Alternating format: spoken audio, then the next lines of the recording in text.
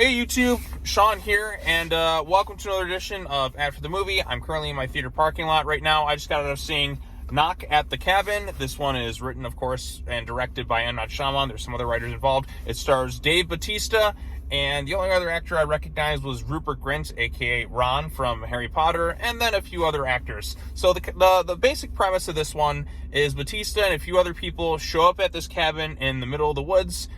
There's a couple with their daughter there, and basically the idea is Bautista comes to them saying, hey, look, one of you three has to decide the fate of the other. One of you has to sacrifice yourself, or it'll bring about... and if you don't, it's going to bring about the apocalypse. And so you're left wondering, is this really the case? Is Bautista and them seeing these visions of the apocalypse really true? Are they really the four horsemen of the apocalypse? Or is this all just some crazy circumstance going on? So what are you willing to sacrifice for the fate of the world? Are you willing to sacrifice your family so everyone else can live? Or are you willing to doom humanity so that you can live? So it's an interesting premise, and there's a lot to kind of like juggle with it. And I think the movie itself handled the concept pretty well and interesting, because you're left pretty much guessing until the very end of this thing whether they're really like who they say they are or not. And I think that's where the movie's strength lies. I think in terms of M Night Shyamalan movies, I think this is one of his better ones. It's a simple concept. It's not overly complicated, I think, by some...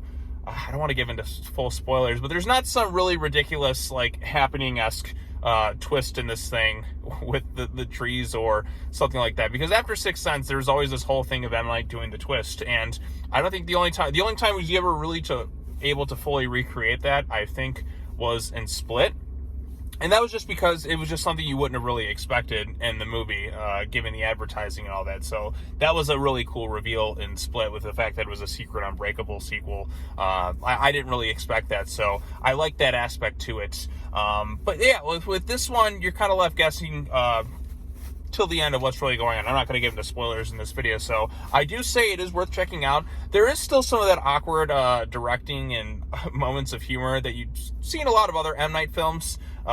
There's a lot of extreme close-ups, like with the camera, like right in people's face. It's like, okay, and then just a little bit of awkward camera angles. Not quite to the extent of something like The Last Airbender and that, but M. Night Shyamalan, I'll say this about him, like, there's some movies he's done I've really liked, and then there's some he's done that are so bad it's good, and maybe a few that are kind of disappointments, like Glass. But his movies are always worth watching in some fashion, or at least there's something about them that kind of makes them interesting. So yeah, and this is kind of one of them too. I think this is one of his stronger entries. Is it the best he's ever done? I don't think so, but it's not a really like insulting movie. Like there's no so ridiculousness that it takes you out of it. I think they played the concept pretty straightforward and serious.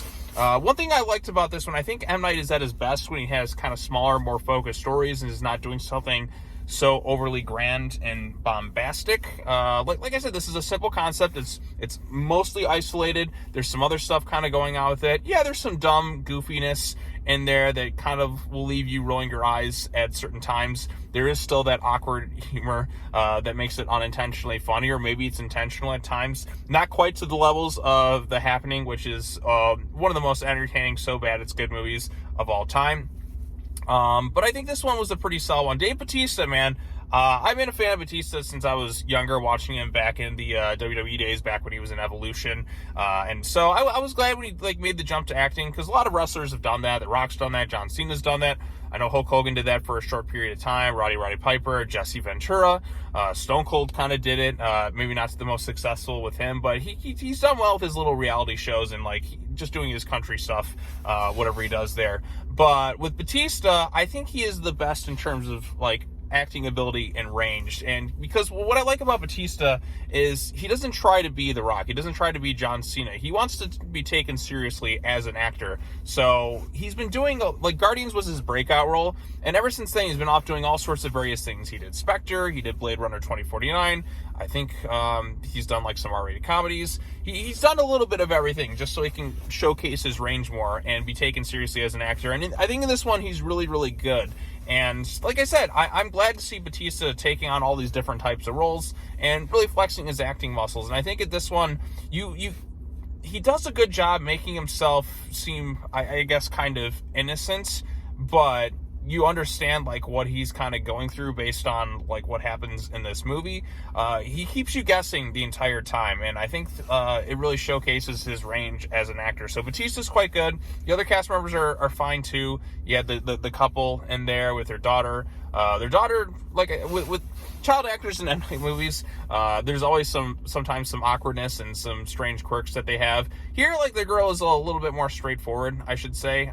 There's nothing bizarre like in Signs, where the one girl has her thing with all her glasses of water and just talking not like a kid should, like so awkwardly. Here this feels like an actual kid, but still has like the comedy and that on points.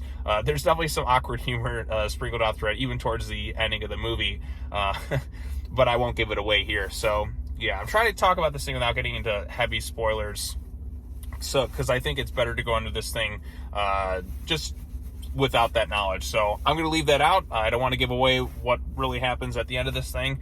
Normally I do go to a spoiler section, but I feel like for this one, it's best you kind of see it for yourself. Was it entertaining? Yes, it was entertaining, kept me engaged. There is some awkward directing and bits throughout the film, because like every M Night Shyamalan movie, I think post Unbreakable kind of has to have that. Is it the strongest and most memorable one he's done? I don't think so, but it's better than Old was. It's better than Glass. It's better than a lot of the ones that he's done in, over the past couple years. Maybe not as memorable as something like Split, but I think you could take this one a little bit more seriously. And I think a lot of people will come away from this one pretty satisfied. I enjoyed it overall. I saw it with two of my friends. They enjoyed it too. And if you're looking for something a little bit different with an interesting hook that keeps you kind of guessing towards the end of what's really going on, I think Knock at the Cabin is a pretty solid one with some good performances sprinkled in throughout it. So Dave Bautista in particular, I think he is the best wrestler turned actor in terms of showcasing his range. Does that mean he could do like action comedy as well as The Rock? Maybe not, because The Rock is just oozing with so much charisma, but Bautista likes to flex his acting muscles a little bit more, and you get to showcase a lot more of his range, and I think in this one he does a pretty good job. So there you go. Those are my quick thoughts on Knock at the Cabin. I say check it out. It was a pretty solid M Night Shyamalan movie. Not really like a so bad it's good. It's actually genuinely like well crafted until the very end of the movie, and yeah, I had a good time with it. So if you have any thoughts on it, let me know in the comment section down below. Be sure to like this video, share your thoughts, all that other fun stuff. Subscribe to the YouTube channel. I'm going to wrap it up with this video, and I don't know what I'll do next, but I hope everyone has a great night. Go check out Knock at the Cabin. I think it was a fun time. All right, well, that's all I got to say. As always, take care now. Bye-bye then, and I'll see you all in the next video. Peace.